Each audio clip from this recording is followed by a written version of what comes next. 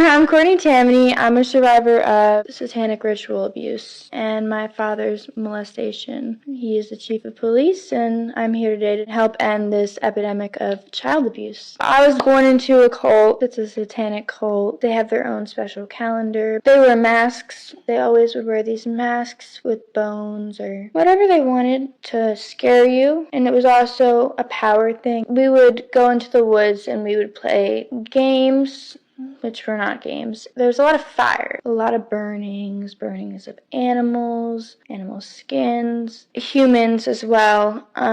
What scares us the most is, okay, we're doing this to these people that we've trafficked. Why won't we do this to you? You know, you need to be scared for your life because we just did that to this young girl or this young boy. So why wouldn't we do it to you if you're not acting well? So I wasn't able to sleep. I was up at night, and when I wasn't at these events, I was just being abused by my dad and my neighbor.